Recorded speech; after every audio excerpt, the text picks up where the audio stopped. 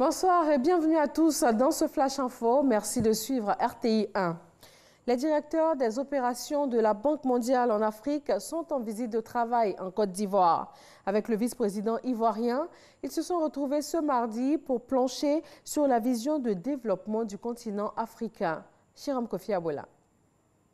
Un lieu, l'hôtel Sofitel Ivoire d'Abidjan. Une rencontre, celle entre les directeurs des opérations du groupe de la Banque mondiale en Afrique. Un thème à l'occasion de cette rencontre, la vision du développement de l'Afrique. Présent en tant que représentant du président de la République de Côte d'Ivoire, Alassane Ouattara, à cette réunion, le vice-président ivoirien Daniel Kablan-Duncan se dit optimiste quant à l'avenir de l'Afrique, tout en se félicitant de la qualité des rapports entre la Côte d'Ivoire et la Banque mondiale. Notre pays est très honoré d'avoir été choisi pour abriter ce rassemblement, qui constitue pour nous une preuve supplémentaire de l'excellente qualité de nos relations avec le groupe de la Banque mondiale. Nos relations sont anciennes et de qualité. Elles datent en effet du 11 mars 1963.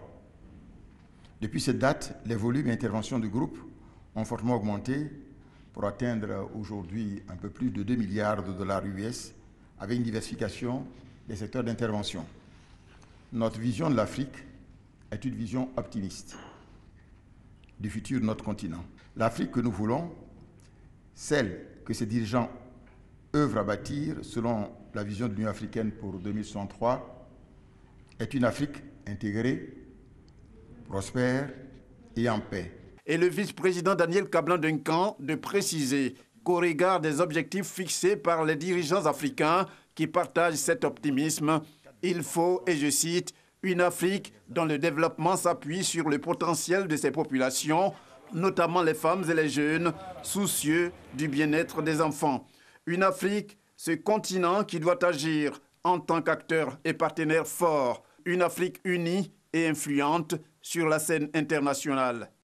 Ce soir, dans notre dossier économie, nous ferons une incursion dans l'industrie pharmaceutique, un secteur stratégique mais pour le moins embryonnaire en Côte d'Ivoire. Le pays importe chaque année environ 96% de son besoin national en médicaments. Les 4 autres pourcents sont couverts par 5 unités industrielles qui se partagent le marché. Le secteur subit de plein fouet la course à l'importation, rendant l'industrie locale moins compétitive. Et autre difficulté, l'existence d'une économie parallèle avec le phénomène des médicaments de la rue. Comment l'industrie locale peut-elle donc relever les défis de l'industrialisation et aussi de la compétitivité? Des réponses dans EcoPlus ce soir. Dans le domaine des infrastructures routières, les travaux de réhabilitation des voiries des communes de Cocody et du Plateau battent leur plein. Sous la supervision de l'AGEROUTE et du BNET, les travaux de ces deux communes sont en train de retrouver leur éclat. De jour comme de nuit, les travaux de renforcement de bitume, création de voies piétonnes et aménagement paysager sont effectués pour assurer le confort de la circulation sur ces différentes voies. Au Cameroun, le président Paul Biya a prêté serment ce mardi pour un 7e mandat consécutif dans un climat de tension. Hier mardi, 79 élèves ont été enlevés en zone anglophone touchée par un conflit armé. Et l'opposant Maurice Kamto, qui revendique aussi la victoire au scrutin présidentiel, a appelé ses partisans à résister par des actions pacifiques.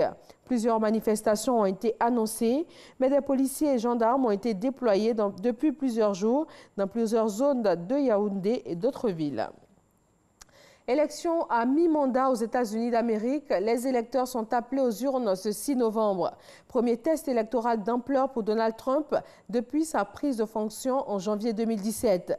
Les Américains doivent renouveler l'intégralité des 435 sièges de la Chambre des représentants où les républicains pourraient perdre leur majorité. Un tiers du Sénat doit également être renouvelé. Le parti de Donald Trump y dispose actuellement d'une courte majorité sur les démocrates. Et de nombreuses élections locales, dont 36 postes de gouverneur, rythment également cette journée. Plus de 200 fosses communes renfermant jusqu'à 12 000 corps ont été découvertes en Irak. Le rapport de l'ONU présenté ce mardi précise que ces charniers sont repartis dans plusieurs provinces tenues par l'organisation État islamique entre 2014 et 2017 et appelle les autorités irakiennes à préserver ces lieux et à y mener des exhumations dans les règles. Car seuls ces éléments pourront garantir des enquêtes crédibles, des procès et des condamnations conformes aux standards internationaux et surtout apporter des réponses aux familles des disparus. Et voilà pour ce Flash Info. Merci de l'avoir suivi. On vous retrouve avec grand plaisir pour le journal de 20h et tout de suite l'info régionale.